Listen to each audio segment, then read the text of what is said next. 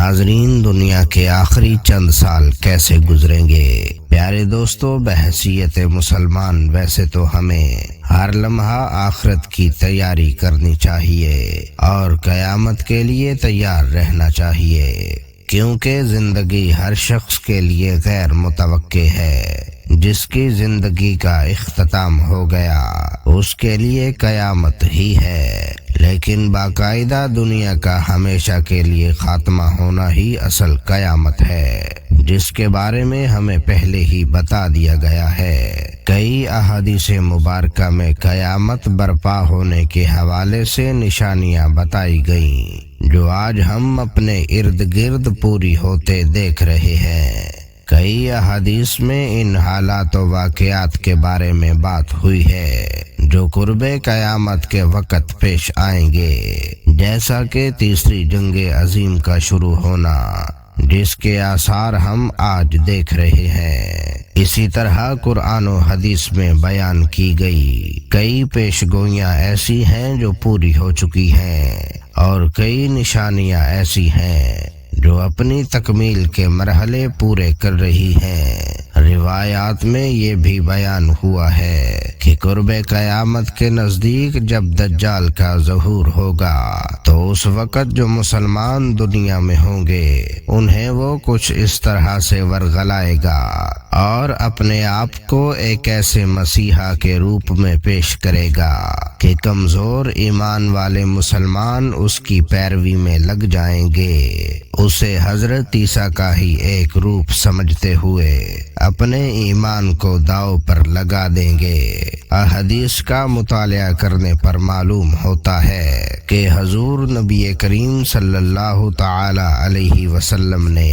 مسلمانوں کو آگاہی دے دی ہے کہ دجال کی آمد سے 3 سال پہلے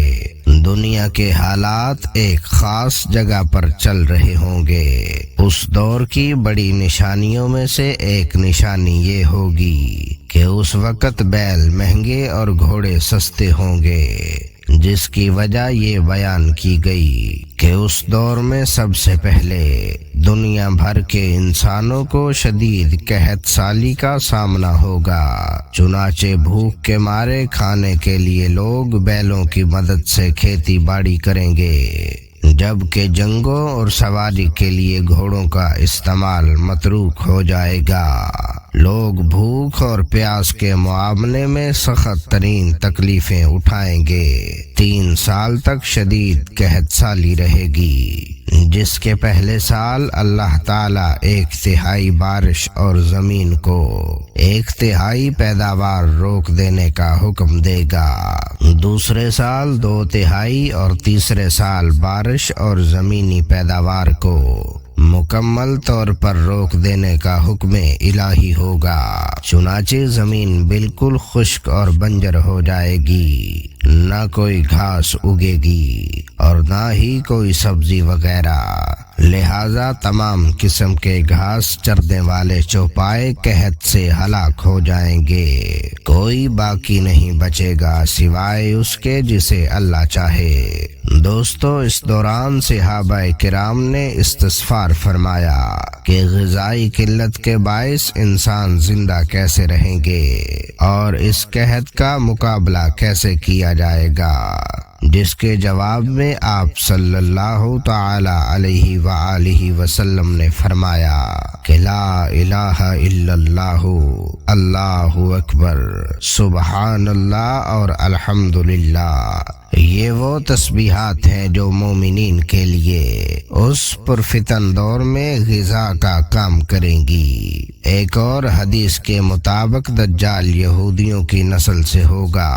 تو ناظرین، آج ہم جس طرح موجودہ دنیا کے حالات دیکھ رہے ہیں، جس میں یہودی فلسطین میں ظلم ڈھا رہے ہیں اور پوری دنیا سے جنگ بندی کے پریشر کے باوجود یہ اپنی ڈھٹائی پر قائم ہے، اس سے صاف نظر آتا ہے کہ دنیا ایک بہت بڑی خانہ جنگی کا شکار ہونے والی ہے، جسے تیسری جنگ عظیم بھی کہا جا سکتا ہے، اور یہ قرب قیامت کی ایک بہت بڑی نشانی ہے۔ اسی طرح پوری دنیا کے واقعات پر غور کریں تو ایک مسلمان واضح طور پر قرب قیامت کی نشانیاں پوری ہوتے دیکھ سکتا ہے، کیونکہ دوستو حالات چاہے کسی بھی رخ پر چلے جائیں، مسلمانوں کے لیے اس سے بڑھ کر اور کوئی بات نہیں ہو سکتی کہ نبی کریم صلی اللہ تعالی علیہ وآلہ وسلم کی ہوئی تمام پیشگوئیاں کسی بھی طور پر غلط نہیں ہو سکتی اور یہ پوری ہو کر رہیں گی۔ اس لیے ہمارا ان سب نشانیوں پر نظر رکھنا ضروری ہے۔ روایات میں آتا ہے کہ جب قیامت برپا ہوگی وہ ایک ایسی گھڑی ہوگی کہ اس وقت جو شخص کچھ بھی کر رہا ہوگا سب وہیں کا وہیں اسی طرح رہ جائے گا، یہاں تک کہ اگر کوئی شخص روٹی کا لقمہ منہ میں لے کر جا رہا ہوگا تو اس کا وہ لقمہ وہیں رہ جائے گا اور اسے کھانے کی مہلت بھی نہیں ملے گی۔ اس طرح کی مثالیں دینے سے مراد یہ ہے کہ معاشرتی طور پر مسلمان یہ بات سمجھ لیں کہ قیامت کتنی اچانک آئے گی۔ مستند اسلامی اور تاریخی روایات میں یہ بھی آتا ہے کہ قیامت سے پہلے ایک ایسی ہوا چلے گی جس سے سارے ایمان والے ختم ہو جائیں گے، ایک بھی کلمہ گو مسلمان زندہ نہیں رہے گا، سب غیر مسلم ہوں گے۔ اسی طرح یہ بھی احادیث میں موجود ہے کہ قیامت سے 30 سال پہلے دنیا میں بچوں کی پیدائش ہونا بند ہو جائے گی، جس کا دوسرا مطلب یہ ہے کہ کسی بچے پر قیامت نہیں آئے گی، کیونکہ بچے چاہے جس بھی مذہب سے ہوں وہ معصوم اور بے گناہ ہوتے ہیں۔ وہ بچے جو شعور کی عمر کو پہنچنے سے پہلے یہ دنیا چھوڑ کر چلے جاتے ہیں ان کے لیے قیامت کی ہولناکی کا عذاب نہیں رکھا گیا۔ یہی وجہ ہے کہ قرب قیامت کی یہ سب سے بڑی نشانی ہے کہ قیامت سے پہلے بچے پیدا ہونا بند ہو جائیں گے اور دنیا میں جتنے بچے بھی ہیں وہ قیامت سے پہلے بالغ اور باشعور ہو چکے ہوں گے۔ ایک اور حدیث میں نبی اکرم صلی اللہ تعالی علیہ وآلہ وسلم نے مسلمانوں کے لیے اس دنیا میں 5 اہم ترین دور گنوائے ہیں، جن میں پہلا دور وہ ہے جسے دور نبوت کہا جاتا ہے، جس میں آپ صلی اللہ تعالی علیہ وسلم نے اسلامی ریاست قائم کی اور دین کی تکمیل ہوئی۔ جس کے بعد دور خلافت ہے، جہاں خلفائے راشدین نے دین اسلام کو دنیا کے دوسرے خطوں تک پھیلایا اور اسلام نافذ کیا۔ اس کے بعد تیسرا دور وہ ہے جب مسلمانوں کی مختلف خطوں میں حکومتیں رہیں، اسے دور ملوکیت کہا جاتا ہے۔ اس دور میں کئی مشہور و معروف اسلامی حکمران گزرے جنہوں نے دنیا بھر میں اپنا نام پیدا کیا، اور کئی حکمران ایسے بھی تھے جنہوں نے الٹا دین اسلام کو بدنام کیا، جو دنیا کی عیش و عشرت میں پڑ گئے اور جنہوں نے اپنے ہی مسلمان بھائیوں کا خون بہایا۔ پھر چوتھا دور ایسا آیا جب اسلامی حکومتوں کا رعب دبدبہ ختم ہو گیا، اسلامی حکمران دین کی اصل روح کو مکمل طور پر کھو بیٹھے اور عیش و عشرت میں پڑ گئے۔ انہوں نے اپنے بزرگوں کی میراث کو پوری طرح کھو دیا اور اسلامی ریاستیں بکھرتی چلی گئیں۔ یہ دور غلامی کہلایا جا سکتا ہے، جب مسلمان حکمران مغربیت کی غلامی کا شکار ہو گئے اور مسلمان دنیا بھر میں رسوا ہونے لگے۔ آج اگر ہم اس دور پر غور و فکر کریں تو پتہ چلتا ہے کہ ہم ابھی تک اسی دور غلامی میں جی رہے ہیں۔ آج بھی ہم اسی طرح ہی مغرب کے غلام ہیں۔ اسلامی ریاستوں میں رہنے کے باوجود ہمارا ملکی نظام، ہمارے بجٹ، ہمارا معاشی اور معاشرتی سسٹم ایک ایک چیز ان کے مطابق چل رہی ہے، سب کچھ ڈالرز کے مطابق چل رہا ہے۔ تو یہ بات ثابت ہو جاتی ہے کہ ابھی تک وہی چوتھا دور چلا آ رہا ہے جو ابھی ختم نہیں ہوا۔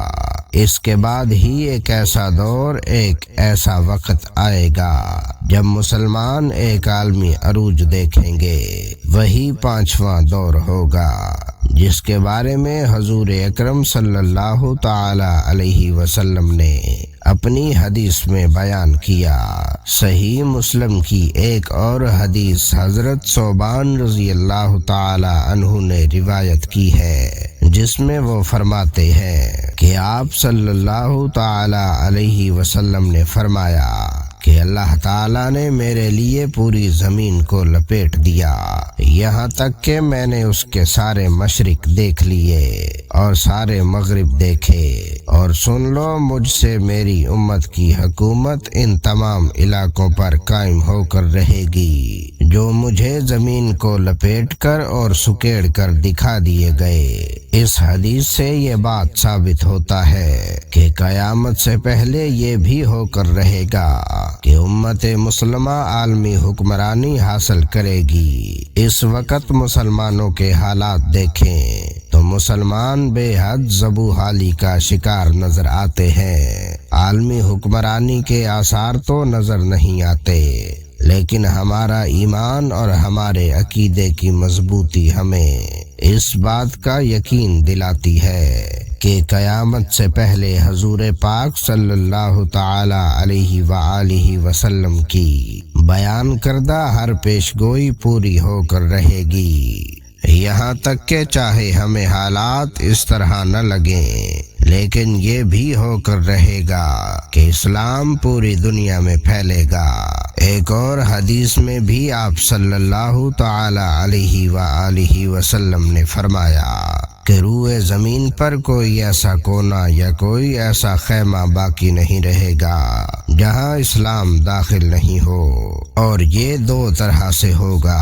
یا تو مسلمان دوسری قوموں کو مغلوب کر لیں گے، یا دین اسلام ہر شخص کے دل میں گھر کر لے گا۔ پیارے دوستو، یہ وہ احادیث ہیں جو ایک مسلمان کے لیے امید کی کرن کا کام کرتی ہیں۔ وہ مسلمان جو آپ کے حالات سے خوف زدہ ہیں، جو خود کو مغلوب ہوتا دیکھ رہے ہیں، اور اس امید پر اپنے ایمان کی مضبوطی قائم رکھ سکتے ہیں کہ ایک وقت آئے گا جب انہیں عروج نصیب ہوگا، اور احادیث میں بیان کردہ یہ تمام وہ حالات ہیں جو قیامت سے پہلے واقع ہو کر رہیں گے۔ یہ اور بات ہے کہ کب ہوں گے اور کس انداز سے ہوں گے، اس کا علم اللہ کے سوا کسی ذی روح کو نہیں ہے۔ لیکن دوستو، آپ دوستوں کی رائے اس حوالے سے کیا کہتی ہے؟ کمنٹ سیکشن میں ہمیں ضرور بتائیے گا۔